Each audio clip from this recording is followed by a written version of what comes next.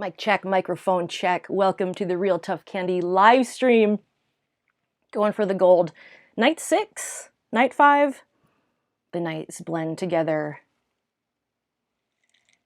Of being live with the peeps, talking about software, talking about jobs, talking about the future of web development and software development, talking about frameworks and JavaScript and HTML and CSS and anything in between. How's everyone doing tonight on this Tuesday, March 31st, 2020?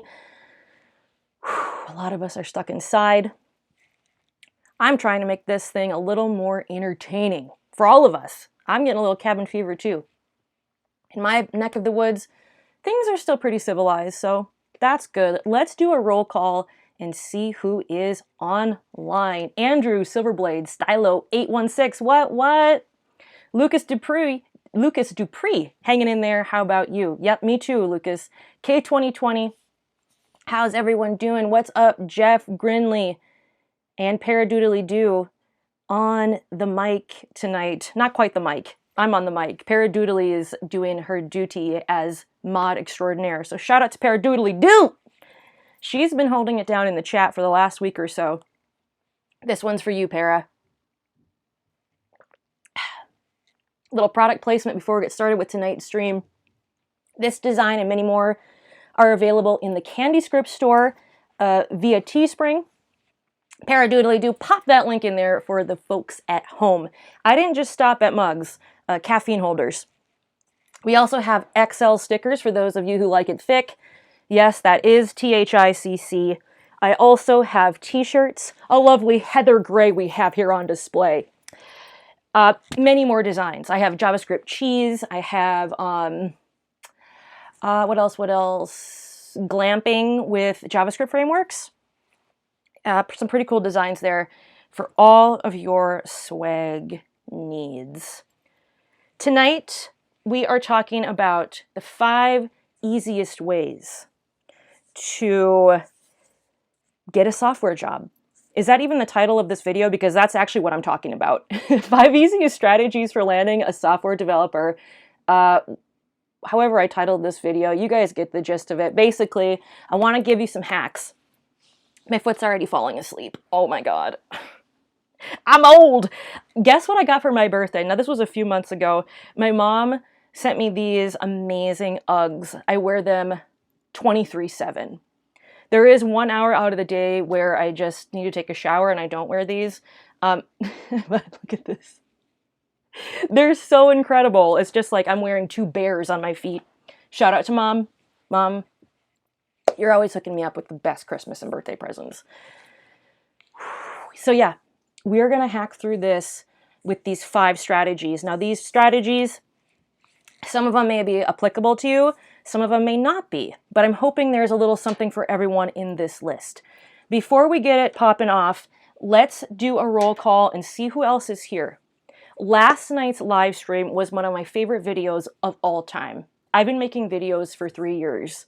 As Real Tough Candy, I've been making videos for, a long time after that, after Real Tough Candy, before Real Tough Candy. But as far as RTC videos, last night's live stream was my absolute favorite. It was so lively. It was so fun. It was so engaging. The super chat was en fuego. We had some bidding wars going on.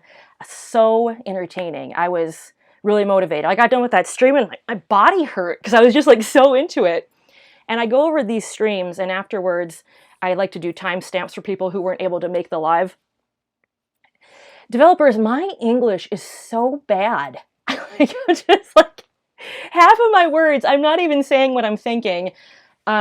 So I thank you for hanging in there when I'm just downright slaughtering the English language. Big, thick stickers. I want to emphasize that. I don't believe in this little teeny tiny small ones.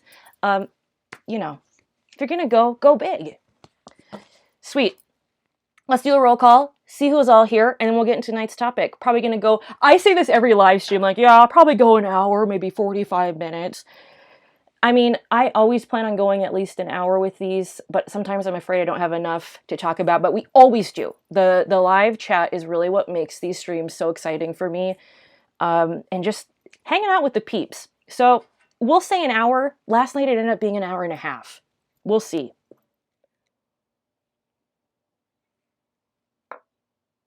Candace is here.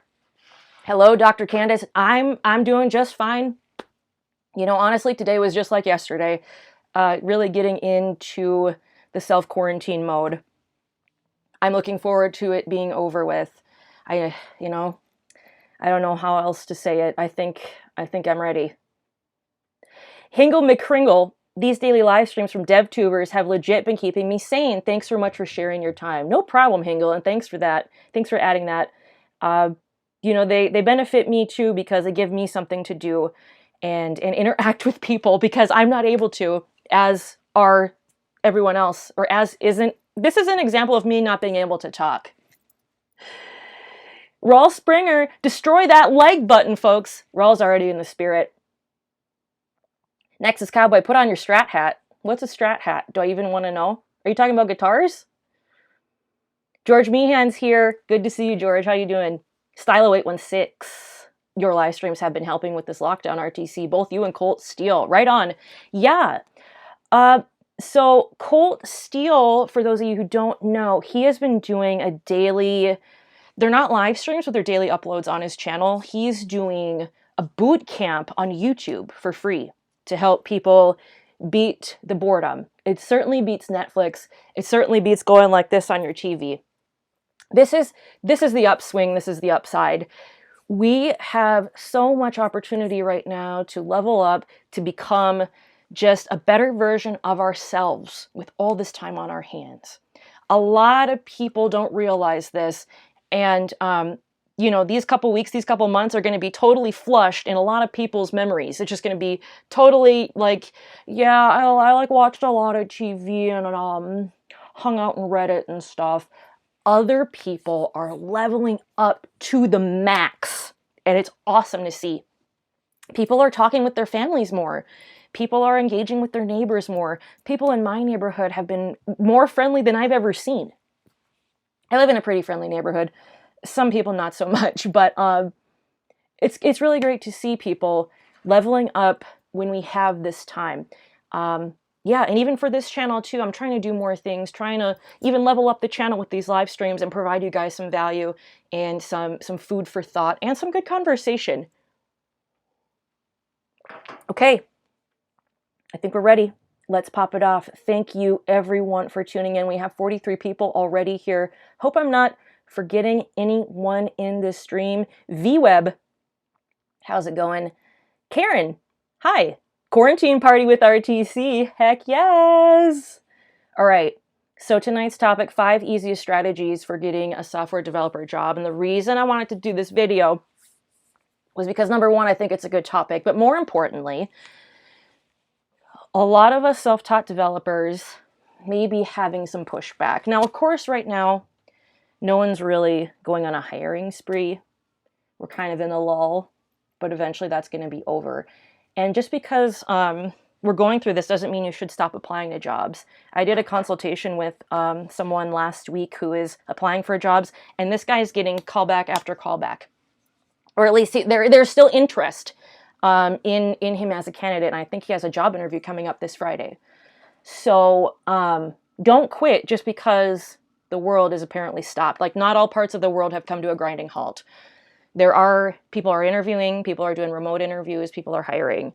You know, and if you're not ready to get that job yet, just use this time to study. Use this time to create some projects. Use this time to create better projects.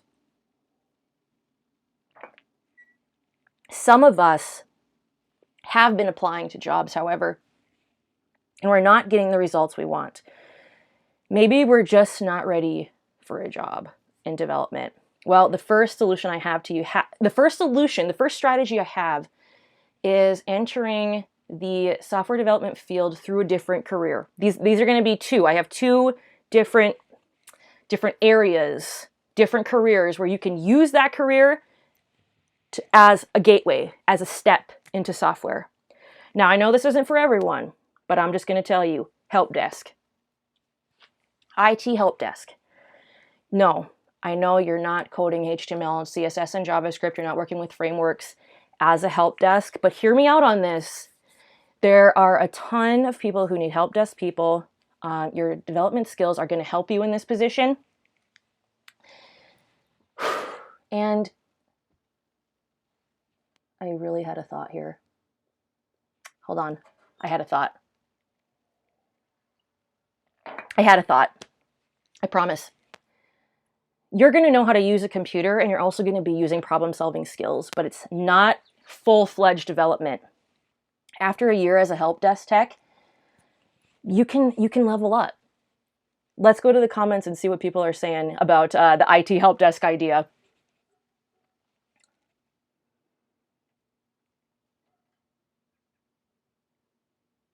Suyash, well, asking this the one last time, what are your thoughts on Blazor and .NET? Suyash, I can't answer that right now. Go to the Discord. Go to the Discord. This is about strategies, and .NET is not one of them for landing a dev job. I know a few people who have had a help desk job, and they've leveled up to software developer after a year or two, or being in help desk, because you are focusing on the problem-solving process. In the help desk, you're dealing with people, you're dealing with programs, but you're not quite in the mix of coding. And it's a job like this that can get you in the door without being fully in the door. This option isn't for everyone. A lot of people are just like, help desk. I don't know if I can do that. There are so many openings for help desk techs. I think Donovan used to be, he's a longtime member. He used to be in help desk before he went into development. And you're, like I said before, you're working with computers, you're working with people, which you may not think software developers work with people, but we do. We work with clients, we work with fellow developers. So in that sense, you are working on your communication skills too. You don't need a college degree for help desk. There's a lot of entry-level jobs. True enough, they don't pay as much as software developers, but this is just an idea to get you in the door, get you into an adjacent career that's related to tech. A lot of people are, like I said, this is not, I wanted to kind of get this one out of the way because I know it's just going to turn a lot of people off and just say, you know what, this just isn't for me. But if this idea doesn't completely turn you off, do some research about IT help desk. If you're building applications right now, you're probably qualified to do help desk. If you've turned on a computer, you're already halfway there to being qualified for help desk. And that's not a knock on help desk people, but you know, they're not coding, they're not in the guts usually of web applications, etc. But helping people solve their problems, a lot of those skills are directly transferable to what we do as software developers. And when you're doing this IT stuff, don't give up on web development. Continue to learn, but consider this a sort of internship and a stepping stone to the next position, which is, you know, working at a development shop. So we have things everywhere. San Francisco, Amherst, Massachusetts, Madison, Wisconsin. How many results did I get? 4,600 new jobs for help desk. This is all across America. Now, granted, these aren't all going to be technical help desk or IT help desk, but these ones that are popping up right now are. So that's idea number one, help desk. I want to emphasize this isn't a directly. You're not going to be working with the code all day as a help desk person, but the skills you're using to solve problems are transferable to development. Lots of people need help desk technicians right now. And even better, look at this, work from home, especially in this current climate of not looking at anyone or touching anyone or breathing on anyone. This could be a good work from home opportunity. Yeah, that's all I have to say on that. Let's go to the comments and see what people have to say about help desk. One Knight says, based on what I've read and heard, help desk is where most ITs start out to gain knowledge and experience, then move on after 2 or 3 years. The Bayless Code says, plus with help desk, the company already knows you and you will be able to apply to internal jobs before they send them to Indeed or Monster, etc. Ian, that's a great point too. Doesn't help desk require a certification? Asked Tamla Brooks. Not all of them. Some of them, yes. Some of them prefer you have a help desk cert. There's a what's the help desk cert? it's like there's like A++, there's Sec Plus or whatever. Yeah, and you can even learn about like AWS. There's a lot of things you can learn about in help desk that will help you with software development. I didn't even think about that. Work with the cloud, AWS, even Azure. A lot of opportunities there. Let's go to this. George is answering Tamla Brooks about the certification question. Some require it, but there are some companies that will hire without and pay for the certification. That's been my experience. Yep, exactly. What's up, Hologram Nunchuck? Alex is here. A+, Net Plus. Okay, thanks for the info on that.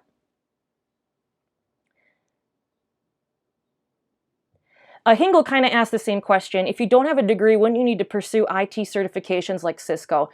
As George mentioned, sometimes the employer will pay for that. You know, and I've seen that a lot too. They're like, we prefer someone with a certificate, but if you don't have it, okay, we'll still consider you. Some companies will pay for it. They'll require that you have it, but they will pay for it. They'll require that you have it sometime within 6 months or something, or a year. And again, some companies just don't even, they're just so desperate for a help desk. They're just like, you know computers, I'll have you on board. Let's go back to this question. It shouldn't be hard to get a job if you have the skills, then what's the problem?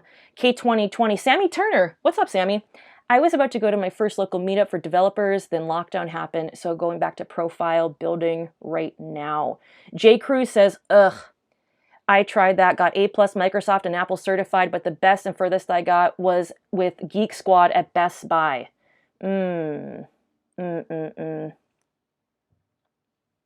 Help desk has about 3 levels to it also.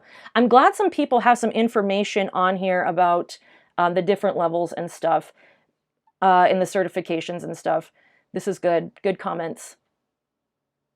Gabe the Fifth says, help desk IT is pure hell, but you do build computer skills. And I want to emphasize that too. If you're in college right now, that's where you really don't need a certificate. That's where, you know, the internship is going to pay off.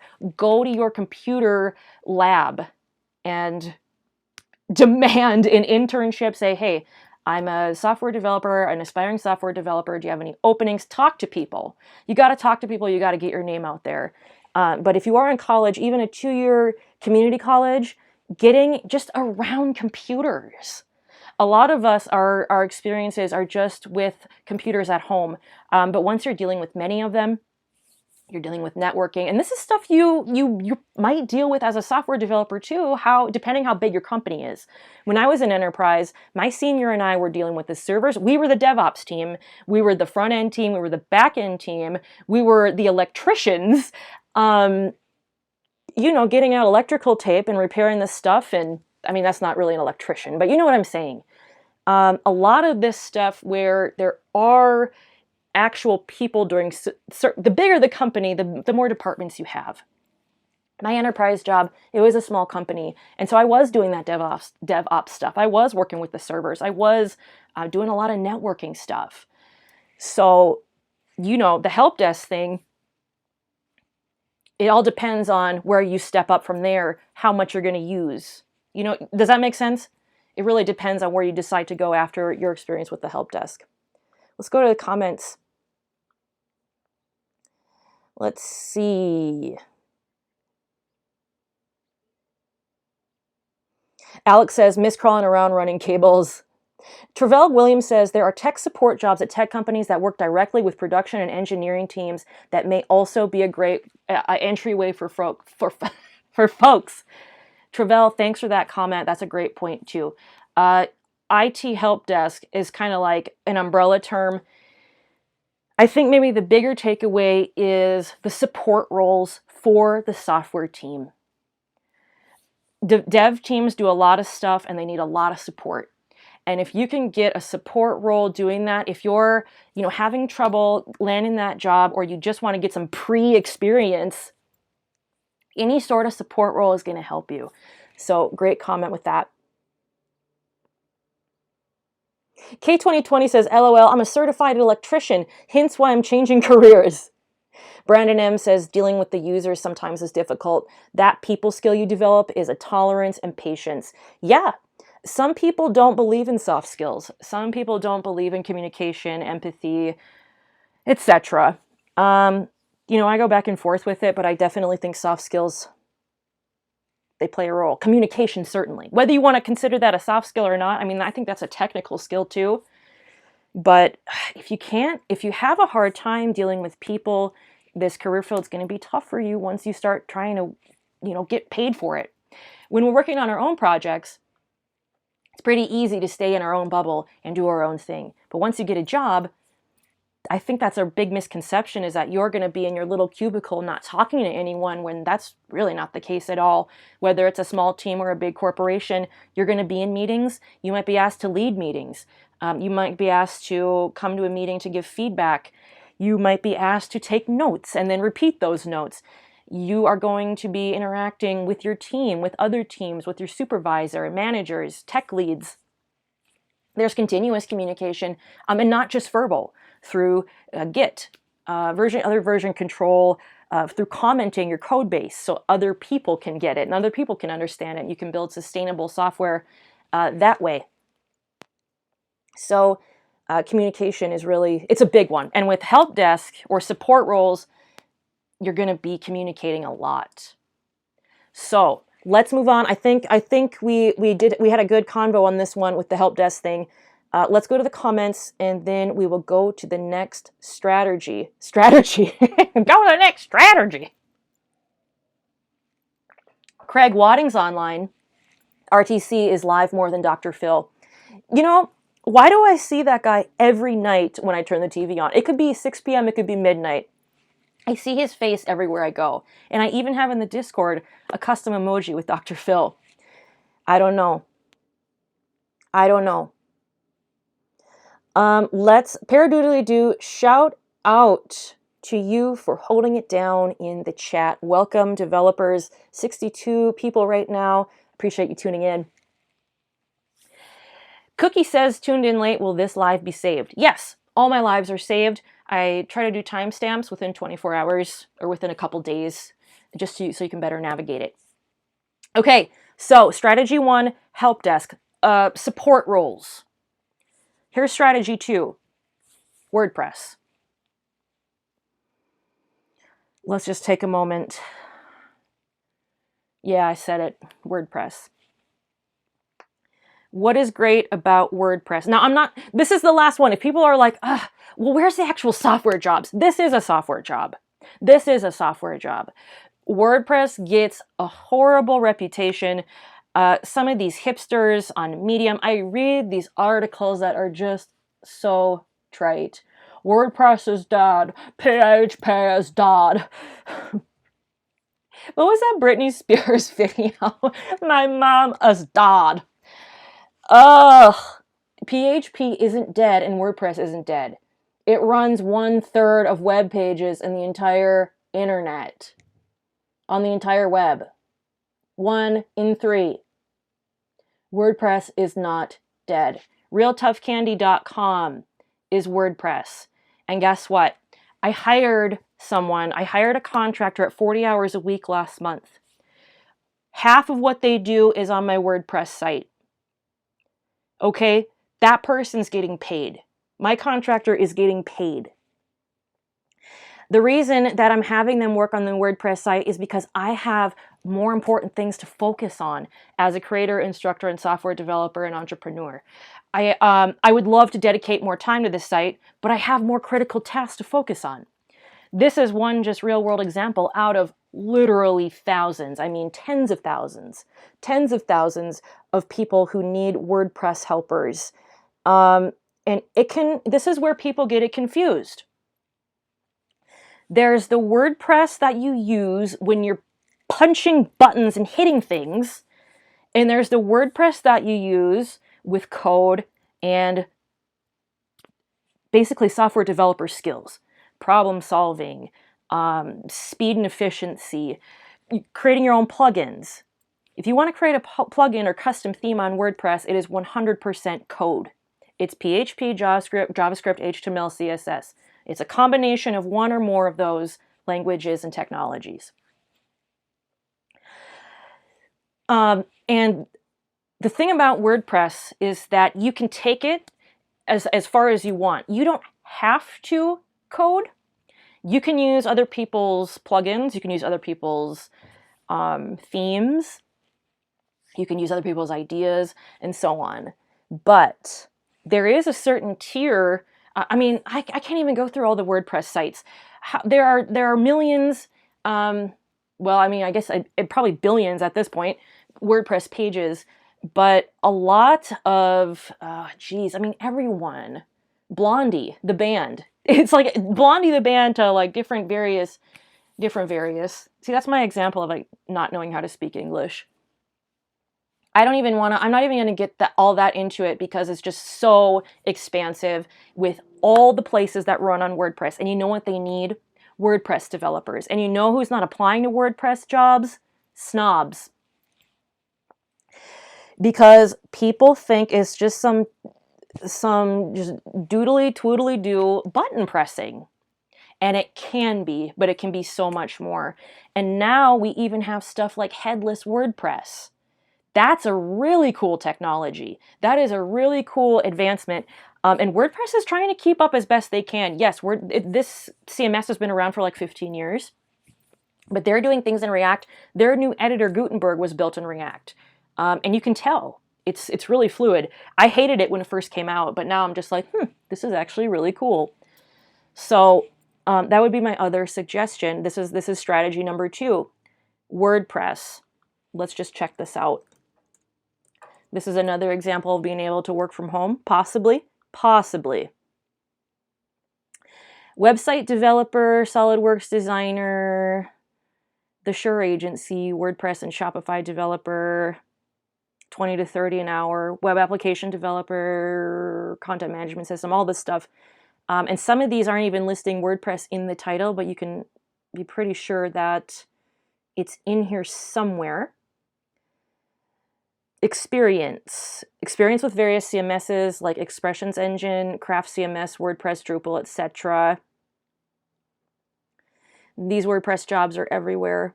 Somebody asked me the other night in the live stream, should I take a WordPress job if I hate PHP? I said, absolutely not. You made it this far and you're going to do something you hate. If you know you hate WordPress, I would say pass, you know?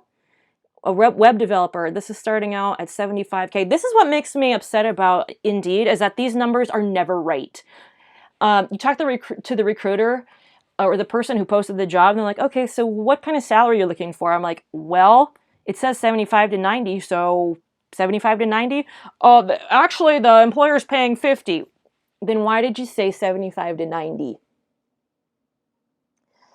So what they're looking for, okay, they're saying 5 years web development experience. Just bypass that. CMS knowledge, including custom theming. WordPress experience, ideal but not required.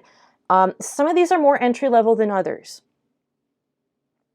But if you want, this is again another example using an adjacent field, which is WordPress development, and it kind of bleeds, it does bleed right into software development, using that adjacent field to shift into software development.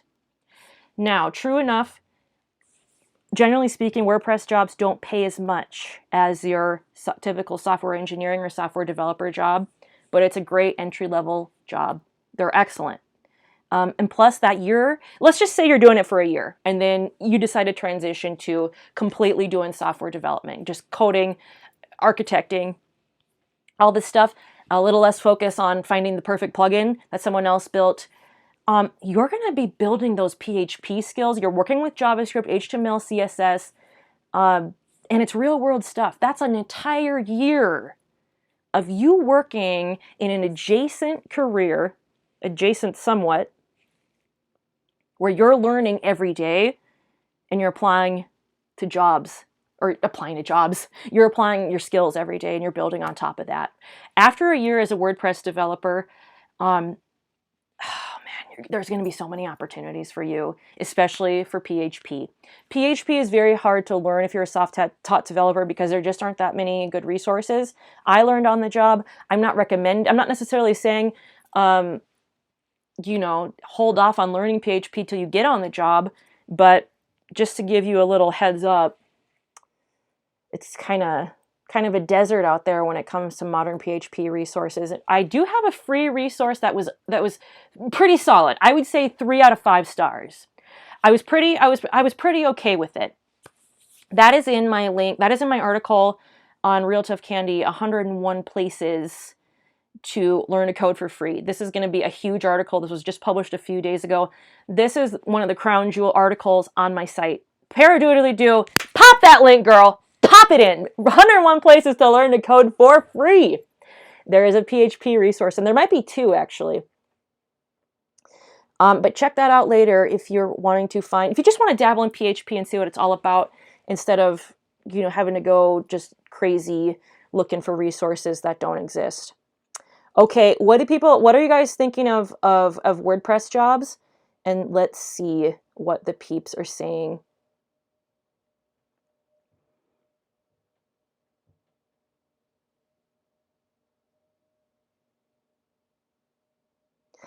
The Bayless Code says, we work in WordPress and build custom templates and work in PHP, MySQL, and soon Laravel. Is it Laravel or Laravel? I've never heard anyone else say it, so this is another example of not knowing how to say.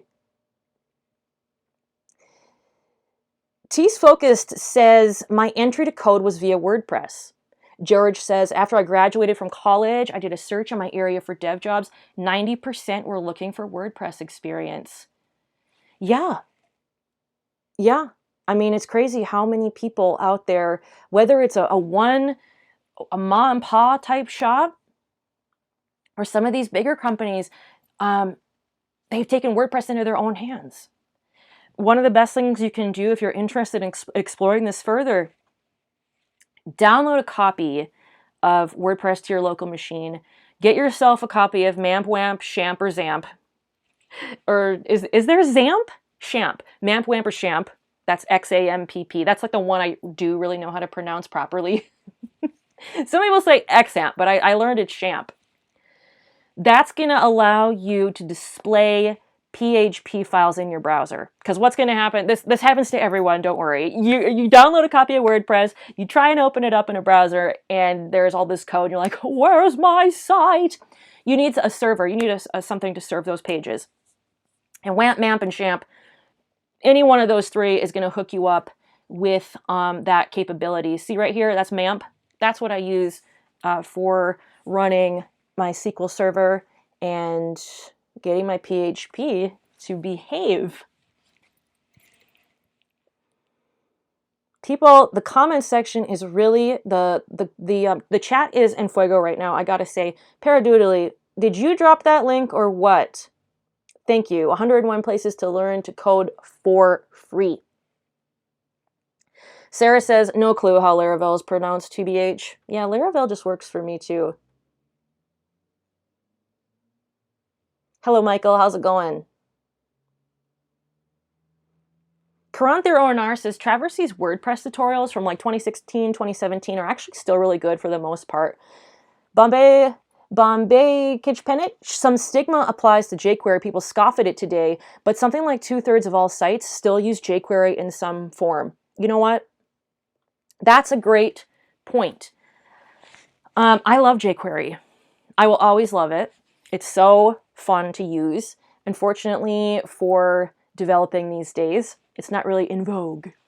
It's great for rapid prototyping. It's great for just, the syntax is amazing, and just building things super quick. You can do it with jQuery.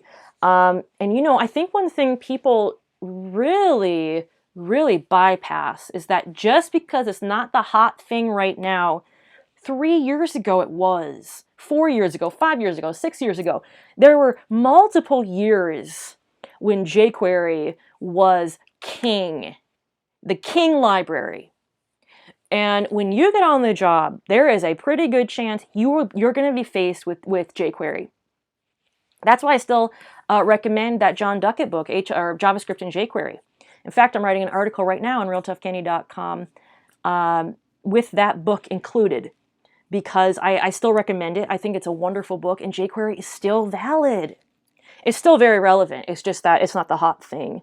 And it's so easy to get swept away with these new hot things. Speaking of new hot things, if you haven't checked out the RTC Discord, there is a fun little conversation today on Svelte and how it compares to something like React, going over the syntax. Shout out to Sammy.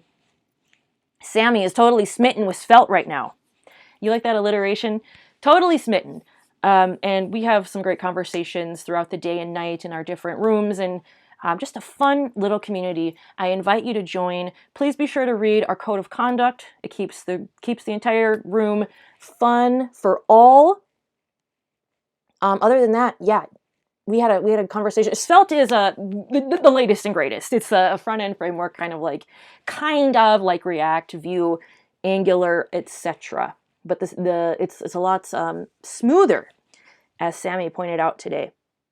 Michael Kornblum is back online. Michael Kornblum is living the dream. He's listening while working at the gas station. Oh man. Sammy Turner says, love the Svelteness. The Bayless Code says, even if you may not like PHP or WordPress, take the job and then get another one 6 months later that you want. Yeah, I mean, I told that one guy the other night, if he hates it, don't do it. But I was thinking like a year. 6 months? That to me is... I think you could put up with anything for 6 months. If the problem with doing a 6-month stint is that your next employer is going to want to know why you're leaving your job after 6 months. 1 year is more, okay, you did your year, you're ready for an upgrade. 6 months? As an employer, I would have some reservations with that. Now, if they had a good explanation, I'd be open to it. But right off the bat, I'm thinking, okay, this person doesn't like to stick around. And as an employer, I want to, keep my retention up. I don't want that person leaving. 6 months on the job, I mean, they barely learned it, a lot of the job. Well, that's not true. They probably learned a lot. But as far as creating value for the company, I mean, really your first year as a software developer is a net loss for the company unless you're a 1%er. But yeah, I think I'm trying to, like, how could you convince your second employer that you're worth the hire if you only stayed at your first job for 6 months? If you could overcome that obstacle, then yes, totally. But that's kind of 6 months at an employer is pushing it a little bit. IMHO. Adeyemi, love from Nigeria. So glad you could make it. We have a great audience. These later live streams, I am totally digging. People from the States can tune in because they're off work or off dinner or something. And then people from overseas can because it's early or really late there too. And we have some night owls overseas. Matt McPherson says, side note from yesterday's live stream. I am enrolled in Andre's Zero to Mastery Web Dev Bootcamp on Udemy. So far, I'm really liking his process for teaching. Very cool. That's great, Matt. I'm so glad that that course is delivering for you. I'm not going to talk about something at length if I don't think it's useful for my people, if I don't think it's useful for aspiring developers. I talk about things that I can get excited about, and his platform is something, his courses are something that I think are really great, and the way he does things I think are really great. So great to hear. Okay, wrapping up strategy number 2, WordPress. Some great comments here. Great hearing from some of you old schoolers. We have some new arrivals as well. Welcome to all the new subscribers. My channel, since I started doing these live streams, we've had a lot of new people, which is so great to see. Okay, number 3. Now, this technique, this strategy is going for software developer jobs. These last 2, WordPress and IT help desk support roles, those are 2 adjacent roles or somewhat adjacent roles to get you into the full mode of software development. Now we're going to transition a little bit and talk about just going for that full mode, but trying to be strategic about it. A lot of us apply to jobs in tech hubs. What do I mean by tech hub? Now, just let me give the disclaimer. I'm an American, so of course my bubble is limited. But I know there are tech hubs around the world. But for this example, we're talking about America. What are the tech hubs in America? Well, we have Where's my map? Come on. Let's look at some tech hubs here. I'm going to go ahead. We have, someone said yesterday Seattle is not a tech hub. So, you know, we'll disclude that for now. When I think tech hub, I think San Francisco, Silicon Valley. That is like the hub. That's the hub. That's the hub, bub. LA is getting there. We have Austin, tech hub. We have Silicon Slopes in Utah, aka Salt Lake City. New York City, not necessarily, I mean, not as booming in tech as the Bay Area, but if you're applying to a job in New York City, you're competing against thousands of people. We also have some larger cities. There aren't really any tech hubs in Florida, but I know like Orlando. People love moving to Florida. I actually lived there for a couple months too, so I'm not going to hate on that. But for the most part, the tech hubs are on the coasts. Austin is really exploding right now. So this strategy, you can't see me like touch this map. So here's what I'm doing. I have scissors right now, and I'm cutting out the state of California. I'm cutting out the coast of Portland. I'm cutting out the coast of Washington. And then I'm going to come over here. I'm going to grab my scissors and start on Florida. And then I'm going to start cutting that out and like go through halfway through Pennsylvania. I'm going to stop the cut right here, but then I'm going to create a little like isthmus. Say that 10 times fast. I'm going to create a little peninsula with an isthmus and bring Maine and Vermont and New Hampshire back into the fold. I'm also going to cut out Boston. I'm also going to go down here and go down towards the Gulf and like just go inland and cut out Austin and then come back. Did I cut Austin twice? I'm sorry. Now that we cut all those out, this is where you want to be. This is the strategy. Cutting those out and applying to jobs in cities that are inside America. And if you're not based in the States, there's probably a tech hub or two in your country. Cut it out. Cut it out of your vector. Get it off your radar. If you're having trouble landing a job, and if you want some responses, start targeting places in BFE. Some of my people from the rural parts of the world know what I'm talking about. I grew up in a rural area. I had a blended upbringing. I spent my time growing up in a big city. I also spent some time growing up in BFE. And I'm not going to say what it means. BFE really means the middle of nowhere. And for a lot of people, you know what? Grab the scissors. We're going to cut out Chicago too. For a lot of people, this entire area right here is BFE. But you want to know the secret? There are tens of thousands of developer jobs available right frickin' now. And I'm telling you, people have ideas of the interior of America. Minneapolis is, I love Minneapolis, but I also have a lot to complain about with it, so maybe that's not a good suggestion. But Minneapolis is a really cosmopolitan city. We have Indianapolis, that's a huge city. You know what's a really fun city? Omaha. Home to Warren Buffett, the billionaire investor. He still lives there. They have a really fun zoo too. Now, I'm not saying everyone pack up everything and move to Omaha because I know that's not practical. But what I am saying is stop applying to jobs in Silicon Valley. Stop applying to jobs in New York City. Or if you're not going to stop, I guess maybe I should rewind on that because, you know, I don't want to discourage anyone from trying to get a job in those places. Keep applying to those places if you are currently, and if you feel like applying to them in the future, feel free. But what I'm saying is expand your availability. Expand it to the town across the river. Expand it to the state across if you're able to. Here's a spoiler. Des Moines is a really fun city. And you want to know what? Ain't no one from New York City, Philadelphia, Austin, San Jose, Seattle, no one's trying to move to Des Moines. If you have an adventurous spirit, this is going to be a good strategy for you. And this is exactly what I did when I applied to dev jobs. I did apply to some in Silicon Valley. In fact, I did an interview with GitLab. I don't know if they're in Silicon Valley though.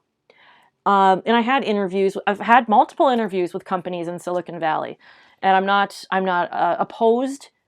I'm not opposed to people working there. I mean, if you can get the money, get the money.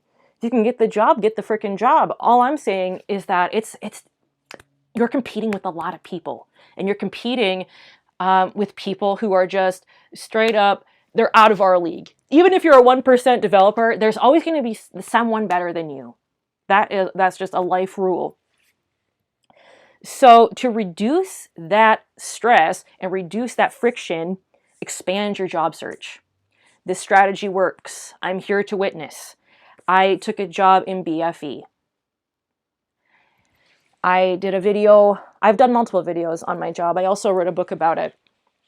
This seems like a good time to talk about it. I talk about everything. I worked for a enterprise company, Real Tough Software. I talk about that. I talk about my coding journey. I talk about, geez, just like reflections on this whole career. Check it out. It's on Amazon. Paradoodly-doo. Hit the people with that link, please. Real Tough Software, my 4th #1 book.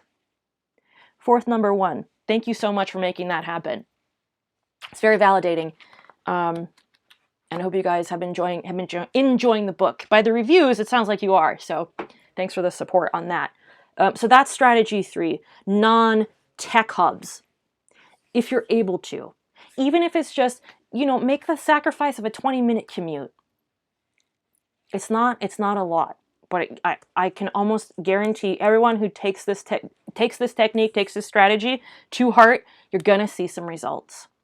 Because no one's trying to move to Montana, Wyoming, the Dakotas, Nebraska, Kansas, Missouri, Illinois, with the exception of Chicago, Indiana, Ohio, Michigan, Kentucky, West Virginia, Tennessee, Alabama, Mississippi, Arkansas. Let's just name them off. We'll name off the 47 states no one's trying to move to in 2020. Idaho, I mean, people, there are jobs. There are thousands of jobs in every one of these states. And if you have the ability to make that sacrifice to move to a different state, make it an adventure. If you don't have that capability, there's probably something in a non-big city near you. Give it a shot. Let's see what the people are saying.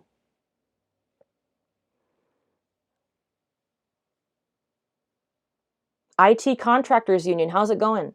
This person interviewed in San Francisco with IBM. Candace says, mostly been in interviews in NYC and New Jersey. Okay. Ian Bayless says, that is true. If I were single, I would move and take a job out of the city. Uh-oh, we got IT Contractors Union said, actually, I interviewed in Des Moines. IBM has an office in Des Moines. I applied there. They chose that area because of cost and tax arrangement. Michelle Milton says, are places like that safe for minorities? Michelle, I cannot speak on every city. However, I would just start searching. I hate to promote Reddit because it's just so many conversations there are so non-productive. I would start by just YouTubing the city, going to Reddit, because there are a lot of people you're going to find a lot of mixed opinions there, and that way you can kind of make up your own mind about whether you want to visit or not.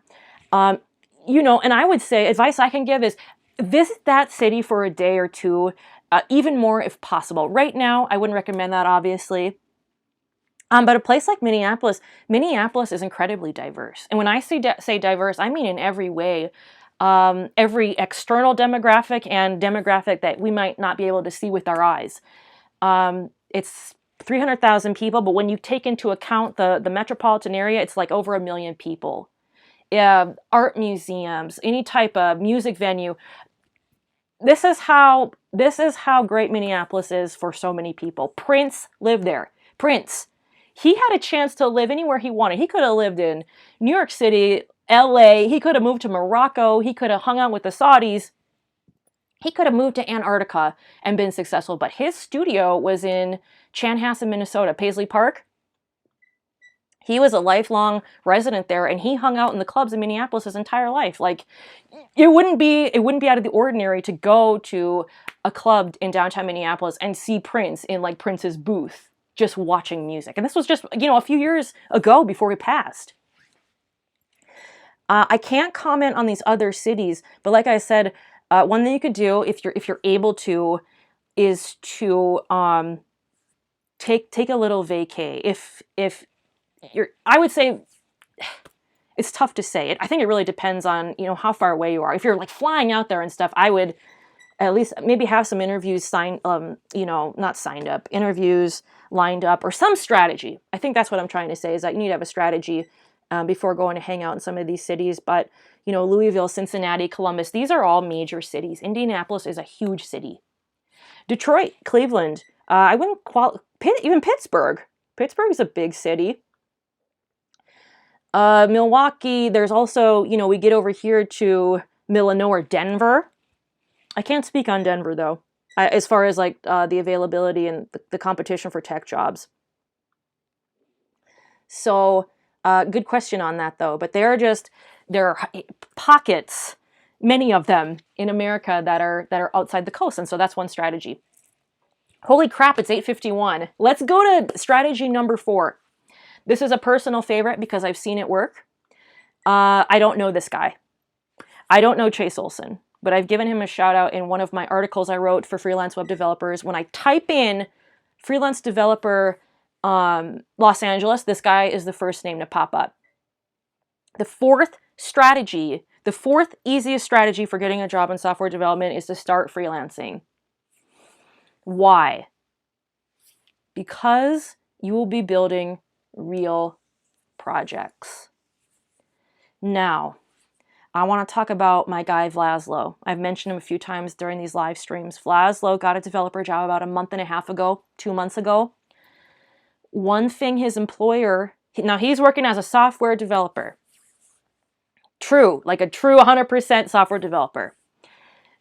One of the things that his employer was very impressed with was that he had freelancing projects.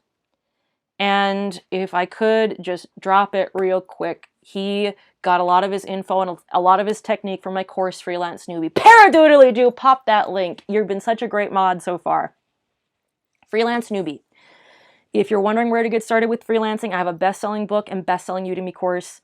Very practical and actionable. But what his employer liked about him and his application package is that he had projects that were real. They weren't Yelp Camp. They weren't something from another Udemy course. They weren't Smart Brain. You know, and those are all great projects. They're great for practicing, but putting them in a portfolio can get, there's not only the risk of fatiguing your recruiter or interviewer or person who's looking at your portfolio because they've seen these projects so many times. I think the bigger issue, I know the bigger issue is that you're not really solving a novel problem, a new problem, a unique problem when you're presenting projects that you built using a course, especially the really popular courses. Like the Yelp Camp problem has been solved literally 1,000,000 times. But when you do freelancing projects, all of a sudden things change because these are real people. This is real work. And then you have real experience. I mean, it can totally transform your application materials. It will totally transform your portfolio the minute you put that project on there that you did for someone. You don't have to charge for things. You can even take on something for free just to get that project in there. Because a lot of people, you know, you're new. Not a lot of people are going to be paying $5,000 on a project when you don't have that experience, but that's okay. You can use that project as a filler for your web developer application portfolio. And if you decide to go freelance, you can put it in that portfolio too. This is a strategy that anyone can start doing. Even if it's just your first week, you can build a landing page with CSS and HTML. Anyone studying HTML and CSS for 2 or 3 weeks will be able to do that. That's a really valuable skill. And what happens when you do that, notice these projects, right? This guy is real. Like I said, I found him, I Googled freelance developer LA, and this is what I found. This is his actual portfolio for freelancing. So he has these projects: Penrose V2, Beehive LA, Zoerderge, Treeactive USA, Penrose V1. Lulu, Lalu, SGL, etc. These are real people, real clients, real problems. And not to sound like a corporate pamphlet, but they're also real solutions. Like this guy has been solving consistently real world problems. This is infinitely more attractive to an employer than theoretical projects. Don't think that projects done with the course are worthless or anything like that. That's not what I'm saying. What I am saying is that these freelance projects just put you up a notch in the pool of applicants. And not only that, when you work on these projects, you understand the problem better. Because when you're working with a project that you do in a course, the problem is given to you. The solution is also given to you. And so even though you are learning, even though you are building, it's not nearly as intense or efficient, could perhaps be the word, as freelancing. Let's see what the peeps have to say about freelancing. Maybe even Vlaslo is here. Let's go to the chat.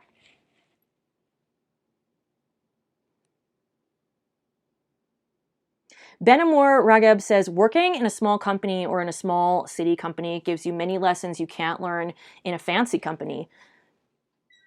Matt McPherson, he's in North Dakota, but was debating going to Ohio, back to Ohio, maybe get a job near Cleveland. I mean, both of those cities. North Dakota, I mean, I can see why you'd want to leave. It's not really known at all for its cultural enrichment opportunities. But if you like the outdoors, I think there's beauty in every state. I like every state. I mean, seriously, I've been to some states where I'm just like, you know, this state is really slept on and no one cares about it, but I think it's beautiful. And then there's cities in states that I'd never want to go through again, but the state is nice. And there's cities that I like in states that are just so-so. So I think every state has its flavor. And that's important too. Talking about this strategy, going back to one strategy about the non-tech hub thing, that's a big decision. And you gotta make sure that it's a type of city that you can tolerate. But again, after that first year, this first year as a software developer there's going to be a lot of sacrifice. You're going to feel, there is a good chance you're going to feel inadequate at work, depending on the job. There's a good chance of that. There's a huge opportunity for learning, so there's a good chance for burnout. There's a lot of challenges that first year, but if you can get your first year in using, whatever strategy, you're set. Seriously, if you can survive your first year on the job, you're set. That's it. That's it. Okay, it's 8:58. I have one strategy left to share with the peeps. IT contractors, gotta go. Thanks for the content. Thanks for tuning in, IT Contractors Union. Interesting channel name, interesting username. Bruh Trippin says, for sure, I grew up between Iowa and Texas and prefer Texas. LOL. Yes. Even in Des Moines, that is a fun little city. That is a fun little city. I also used to live in Texas. The thing about Texas, it's a big state. There's a lot going on. It's hot. That's another thing. If you are going to be applying to some of these jobs, keep in mind there are some states that are hotter than others. Keep in mind there are some states that see 6-7 months of snow per year.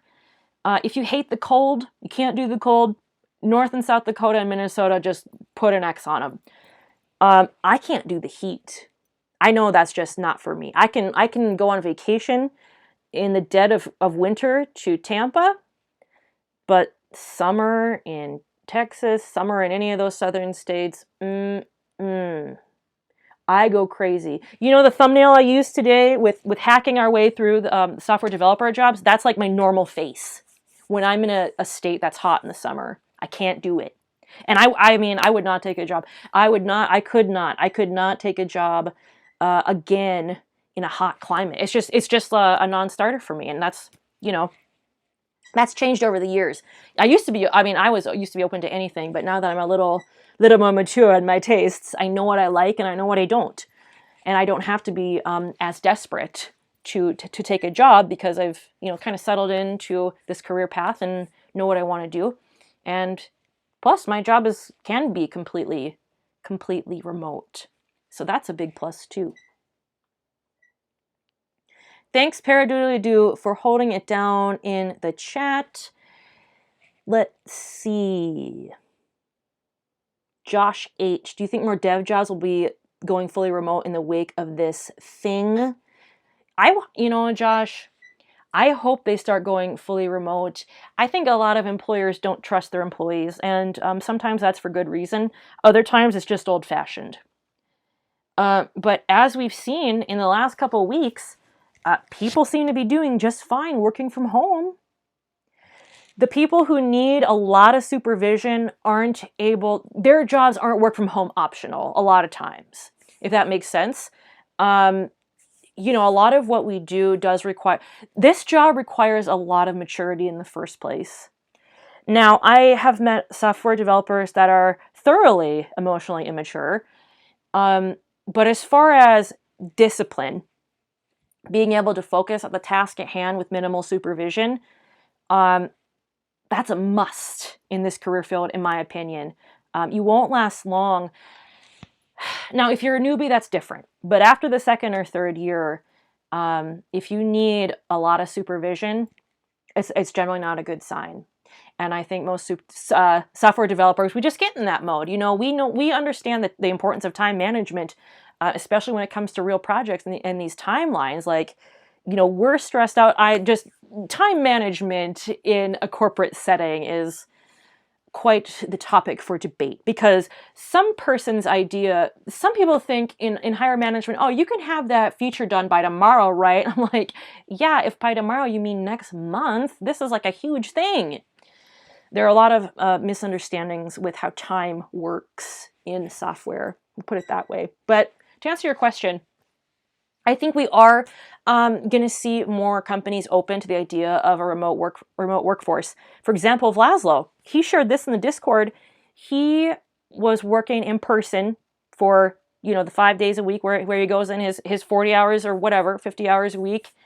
He was going in, but now after this quarantine thing happened, he's able to work remotely.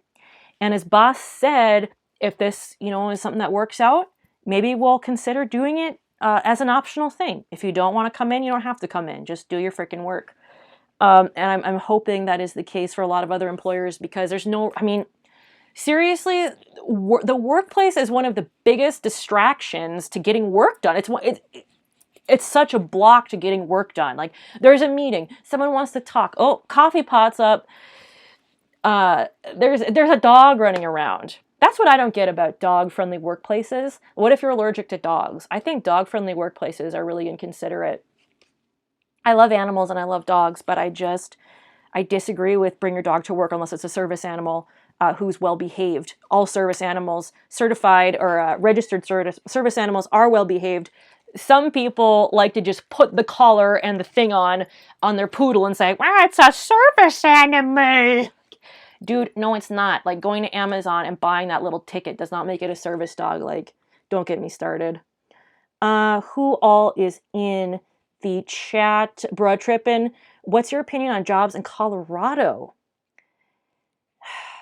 If I have time to answer, I will get to these questions. We still have one strategy to go, and it's 9:04. Broad Trippin' says, maturity, discipline to learn, and trust. You will make it. Matt McPherson says, the ice and snow in North Dakota is absolutely ridiculous. North Dakota. Matt, I mean, listen, why not my nut? And I'll just leave it at that. Okay, the fifth strategy for getting a software developer job, the easiest one, the one with the least amount of friction relative to the rest, relative to the old way of doing things, as so many people like to say. This is the old way of doing things. We have to develop in JavaScript all the time. Do I sound a little bitter? Just kidding. Kidding, not kidding. Ayo. Okay, the fifth one is networking the crap out of yourself. Can you hold on? Don't look at my spare tire. You guys are sick. Hold on. I gotta grab I've lost a few pounds during the quarantine, but I'm still working on it. I need to find my frickin' business cards. Here they are. Okay, this is... Developers, come on now. This is a stack of business cards. You see that? It's a huge stack of business cards. These are the cards I take with me, or try to. I need to get better in the habit of doing that. These are the cards that I pass out to anyone and everyone. I have 500 of them waiting for people, waiting for the moment where I can say, I actually have a YouTube channel. You should check it out. Thank you for choosing Starbucks. What can I get started for you? Hi, I'd like a mocha tall grande with extra fluff. That'll be $6.78. Please drive forward. Roll down the window. Hi, thanks for stopping. $6.78. Boom! Give him the money. Give him the card. Have a nice day. There are so many places where we can be networking ourselves. We can be getting our name out there. Now, the average person at Starbucks might not be interested in Real Tough Candy, but the imprint has been made. The call has been sent. The card has been distributed. Real Tough Candy, Real World Web Development, which I need to update this because now I'm software. I don't like sticking to just the web. The web is a big focus, but it's software now. Getting your name out there is one of the most important things you can do as a code newbie and as a developer who's still looking. I mean, not even just your first job. Getting your name out there is a priority for anybody who's looking to level up. One of the best places, now this is going to come to no freaking surprise to anybody who regularly follows this channel, meetups. I'm going to hammer home meetups until the end of days. Now, right now, this is on hiatus, but plant this in the back of your mind once things get going again, because meetups are where the party faithful congregate. People who are really enthusiastic about software, whether it's web development, mobile, iOS, anything that goes bleep, bleep, bloop and has some zeros and ones all up in it. These people are enthusiastic about it, and generally speaking, they're very happy to see new arrivals. They're happy to see newcomers who are excited. They want to help people, not everyone. But go to these meetings and you are going to meet some interesting people. You're going to meet a little bit of everything. You're going to meet a little bit of everything.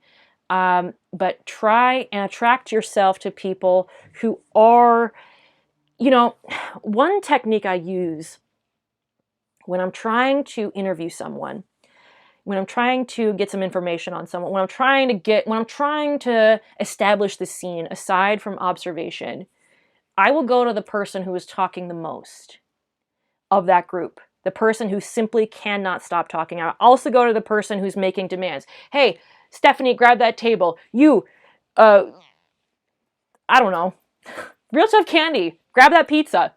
The person who's in charge. I will go to those two people. Sometimes they're the same person, and I will pick their brain because they know a lot of people. Their network is huge, and they're involved in organizing these things, and they know, they're just a repository for knowledge. So I'll go up to them when there's a down moment and introduce myself. Now, I know this is hard for a lot of introverts, but I'm not going to try and make it sound like it's a small issue, because I know it is tough for a lot of people, but you have to just try. I know there may be a cringe moment. I know it may be embarrassing, but this could be the difference between getting in the industry and not getting in the industry. Like, seriously, these people have connections. And it doesn't have to be an overwrought thing. If you're super shy, just say, you know what? It's nice to meet you. I just want to introduce myself. My name is Real Tough Candy. Here's my card. I'm always looking for new opportunities. There's no obligation to sit around and chat for a half hour. You could just eat your pizza. Usually there's free food at these things. eat your pizza, stay for the talk, do a little intro with your card and bounce.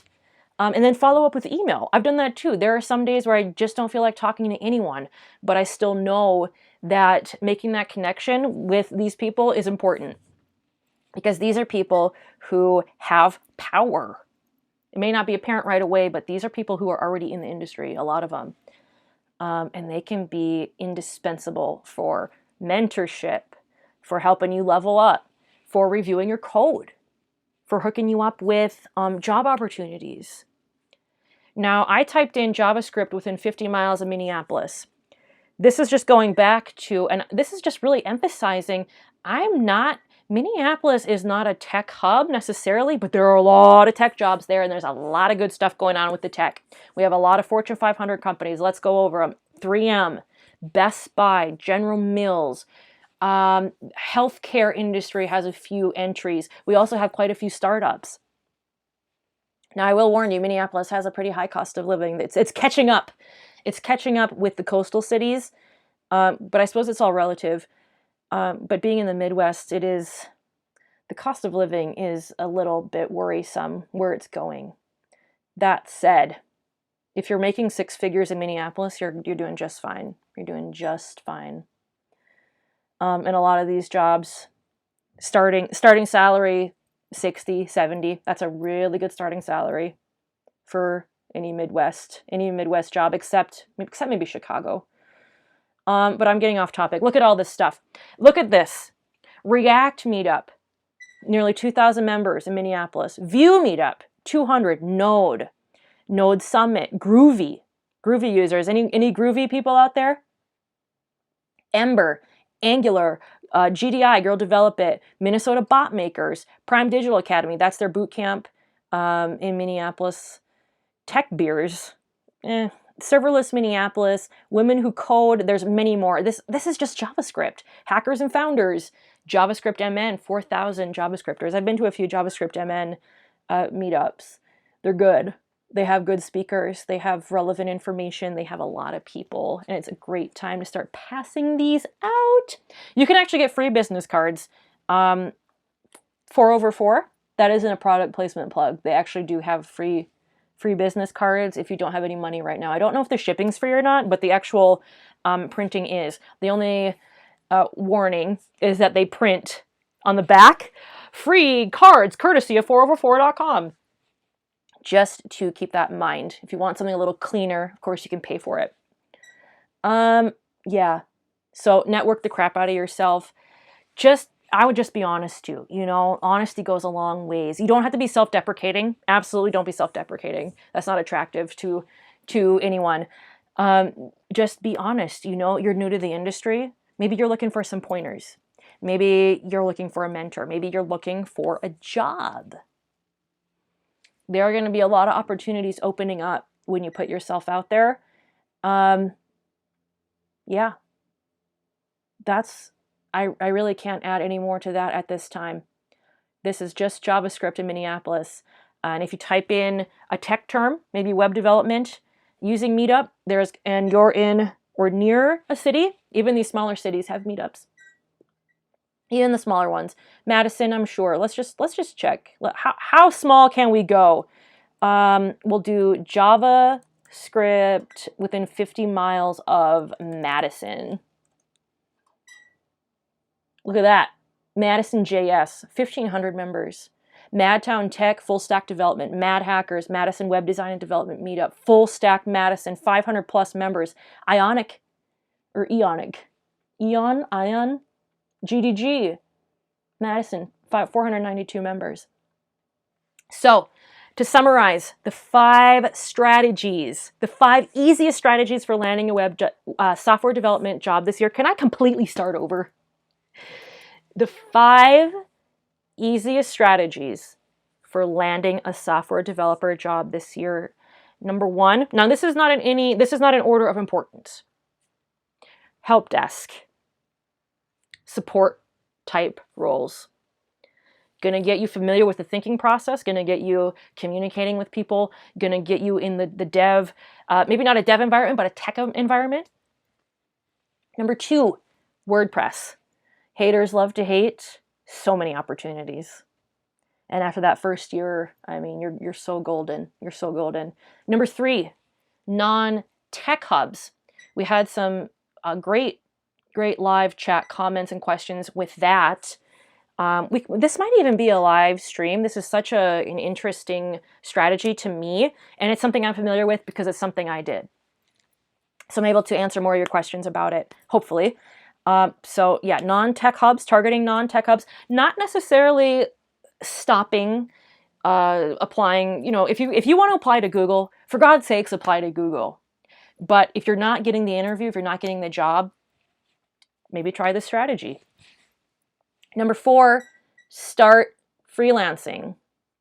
You're going to be building real world projects, solving those real problems. I use Chase Olson's portfolio as an example. Paradoodly, pop that link. If you want to learn about freelancing, check out my top rated course on Udemy, Freelance Newbie, along with my book, Freelance Newbie. That's in paperback and Kindle. In fact, here's an author's copy. It's workbook size for your enjoyment.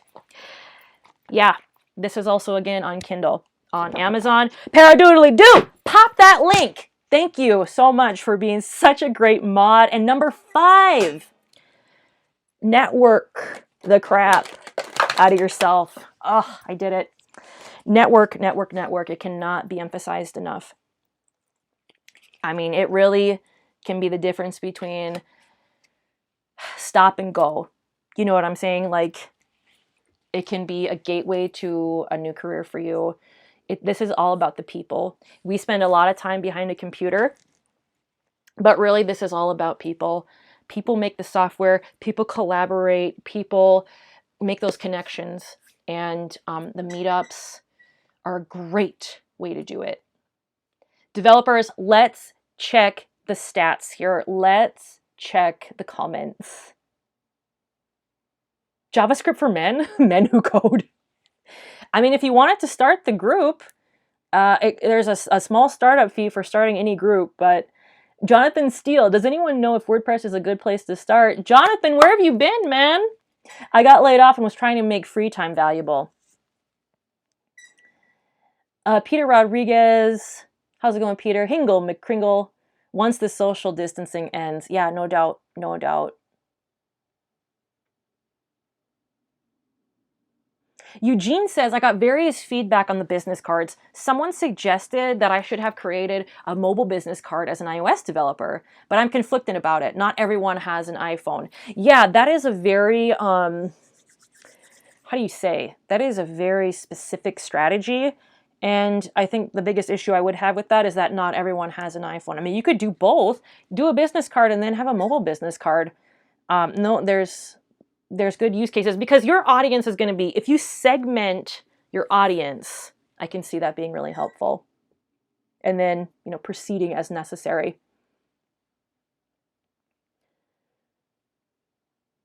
Matt McPherson says, how did you come up with the RealToughCandy name? Ideas for coming up with their own brand name. I've been struggling with mine and I'm not too sure about it. Currently, it's MM Design Dev. RealToughCandy was kind of like just a spontaneous thing. It really, I mean, I didn't sit down and strategize. I was actually just typing one day and I'm like, I'm RealToughCandy, RTC. And I just went with it. And I liked it too because there's a lot you can do with a logo. I haven't finalized my logo yet. And I've been going on it for 3 years. But there are just a lot of things I can do with the logo. It's very versatile in that way. And that's what I did like about it. It's easy to abbreviate. It's easy to spell. When I talk to people verbally with the name, this is a big one too. You don't want to have a long one or one that has a lot of confusing words or symbols. Because when you're verbally discussing your brand, you want the person to think as little as possible. So when I say realtoughcandy.com, everyone knows how to spell that. Most people know how to spell that.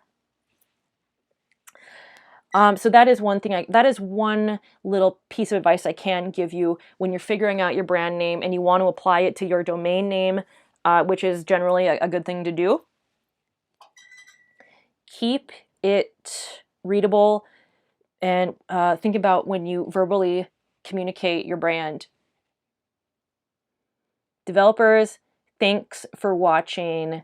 Paradoodly-doo, as usual, shout out to Candace, shout out to Michael Kornblum, shout out to Ian, all of my old schoolers who have been on the channel for a year, 2 years, even 3 years.